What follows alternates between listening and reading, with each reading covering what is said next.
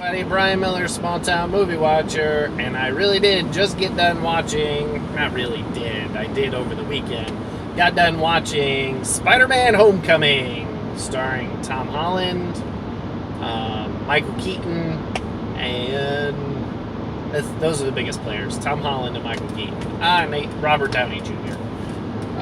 This movie is rated PG-13, and it is an official reboot of Spider-Man, yet again. Okay, so me, growing up, big, huge Marvel fan, comic book fan. Spider-Man is my go-to character in Marvel Universe. Batman is my go-to character in the DC Universe. So whenever there's a Batman or a Spider-Man movie, I am there. It's like, just here's my money, take my money, even if it's a bad one. So this movie is a reboot of Spider-Man. This is the third try of starting Spider-Man. The first one was Tobey Maguire, and he had a stint of a trilogy, and the first two of those were good. And then the second set was Andrew Garfield, and he had two. He had a sequel, and it wasn't so good. The sequel wasn't good. I thought the first one was alright. But then the sequel, they just shoved all kinds of stuff into it. So now, Marvel said, hey, we've got this awesome universe that we've created, and the one thing missing is Spidey.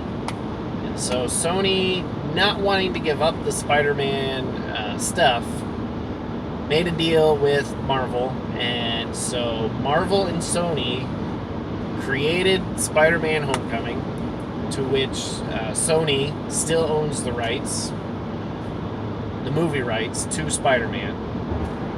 But Marvel had all their hands and tentacles all over it and saying, look, we're going to make this amazing. We're going to make an amazing Spider-Man. You're going to reap the benefits from it. So just let us make this happen. So Spider-Man is back in high school. He's a sophomore. He's 15-ish. And he's just trying to figure out how to get through life. How does he talk to girls? How does he not be such... How does he, let who he is to be who he is? How does he get to be a great superhero? How does Spider-Man, Peter Parker coexist one in the same and make the world a better place? And so in this movie, that's what he's doing. Tom Holland was on an interview recently. He said, I think that this movie is strong. If you pulled out all the Spider-Man stuff and just left the high school stuff, that's a pretty strong movie yet. I said, I gotta kind of disagree, only because there's not enough. They'd have to have done more high school scenes to make it a strong high school movie. It's still a Spider-Man movie, one and the same. So that's it. The good, the bads, and the ugly. So the good part of this movie is everything. All of it. I'm so happy. Well, take it back. Not everything. There's one thing. I'm going to be that guy. There's one thing I'm not incredibly happy about, but we'll talk about that. So everything is fantastic. I think Tom Holland is doing a great job. He's playing this teenage kid who's just in awe and wonder of what is happening around him. He is playing a nerd when it comes to things. It's like, so when Tobey Maguire played Spider-Man, they jumped him forward to when he was in college, just because Tobey was older, so he didn't have that opportunity to really be the high school Spider-Man. And then Andrew Garfield was just old, and he was playing the high school Spider-Man, just he was old. And he skipped over the awkwardness. He was a handsome Spider-Man, but Spider-Man's a nerd. Spider-Man is a geek. Spider-Man is the average Joe. He's not popular. So I think that they did a good job of bringing Spider-Man, Peter Parker, back to the the roots of who he is and what he is, which makes me happy.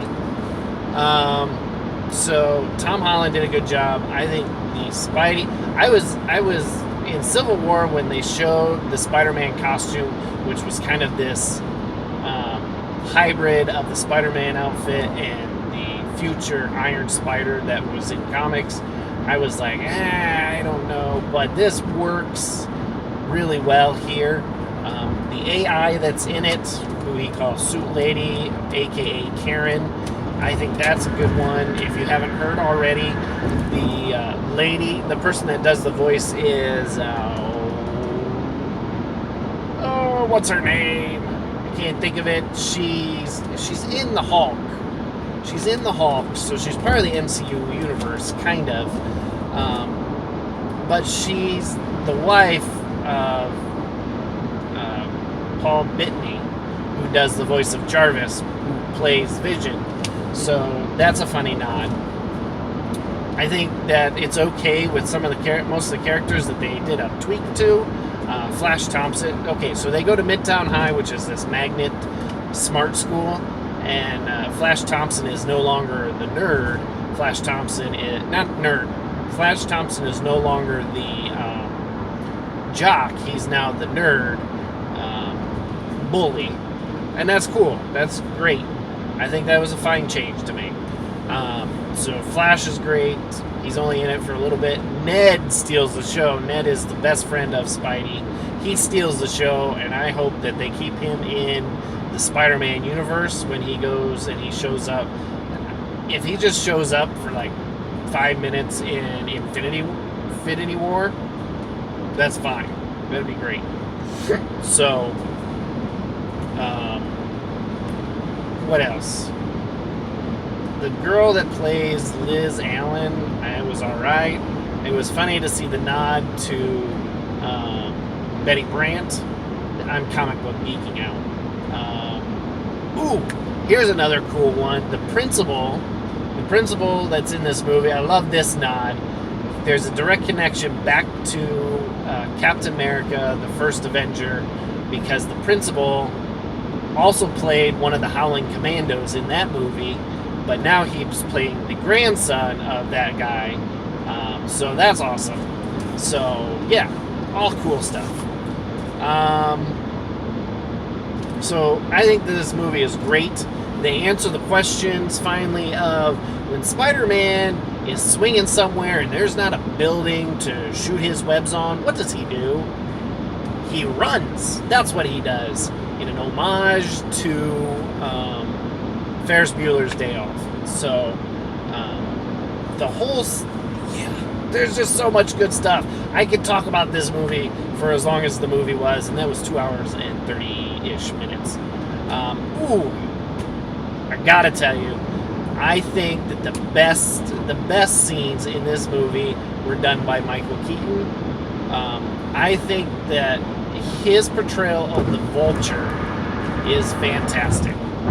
He might be one of the best villains in the Marvel Cinematic Universe. Because he's just this complex guy, and he's just trying to make ends meet for his family. He's doing bad things, but in the movie, you get this feeling like, yeah, he's doing it for the right reasons, though. I'm totally on board with that. But then you got to come back to reality and go, that's not a good thing, what he's doing. So I like the changes that they made to this character, and they're just really great. And I think that Michael Keaton does a fantastic job. He's my Batman. He is my Batman, but I think that he does a fantastic job playing this character, the Vulture. Just a different... It's different than the comic books. In the comic books, the Vulture is this old man who... He's a vulture because he's got these wings, but he also steals people's youthful energies to make him young again. Well, that's not the case in this turn of the Vulture. He's a man that's trying to just make ends meet for his family, for their lifestyle. And he's doing it by just doing, he steals just enough. It's not like he's trying to become a bazillionaire. He's trying to just do enough to make ends meet. And he's a vulture because he's going and he's scavenging tech from these aliens, or he's scavenging tech from the Triskelion, or he's salvaging tech from... He's a salvage. So vulture, salvaging, it all connects. So Michael Keaton does great. He's one of the few villains in the Marvel Cinematic Universe that doesn't die. So we could still see the Vulture come back with Scorpion, with Shocker. I don't know, because Sony has said that they're going to do a Sinister Six movie, so I don't know how all this plays into it. So we'll see. So the bad. I have one bad thing. Just one. So there's a character played by this girl named Zendaya. This is me being old and crotchety. I don't know who Zendaya is. I could care less. But the scenes that she's in, I think she's playing this brooding teenager. Artistic, brooding, smart teenager. I think that she does a great job in what she's in and what she does. And it's at the end. I'm going to spoil it. I'm sorry. It's at the end. We finally hear her name. Her name is Michelle. So I'm going, ooh, Michelle. She's not. All the people were speculating who she was. They said her name's Michelle. And I went, ooh, that's close.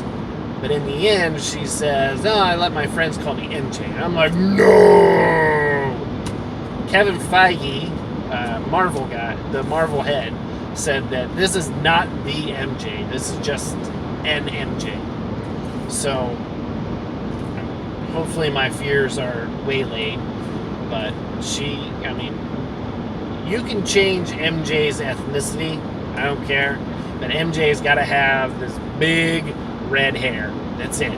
She's Mary Jane with big red hair.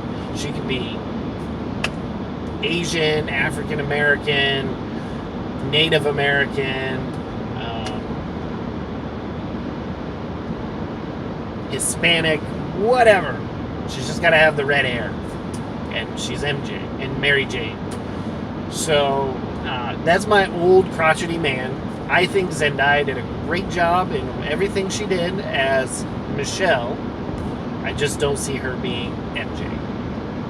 That's it. That's my bad. Ugly, this movie is spectacular. There's nothing ugly about it. I want to go see it again. I think that it's rated PG-13, but I think that my oldest, who is just about 8, I think that he can handle this movie. He's watching stuff right now that it's not as bad. I've taken him to see Star Wars, so I think that he can handle this movie fine, but we'll see.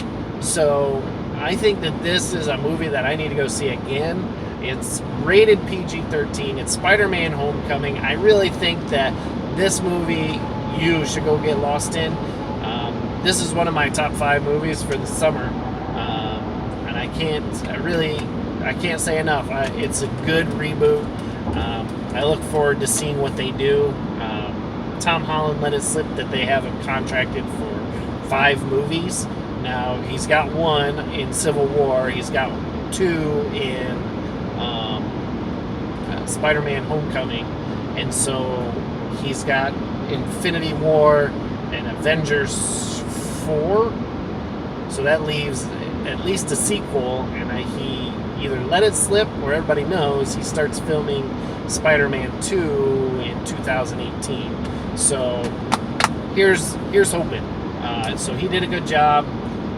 Marvel did a great job bringing home Homecoming, Spider-Man back to the Marvel fold. And I'm going to say this real quick. The posters, the previews, all made it feel like that this was a Iron Man 4 with Spider-Man in it. but it really is. It's 90% Spider-Man, and I won't even say 10%, but we'll say 10% Iron Man. So, good movie. Go watch it. Go watch it now. So Brian Miller, Small Town Movie Watcher, and I just got done watching Spider-Man Homecoming, rated PG-13. Thanks a lot, everybody. Bye.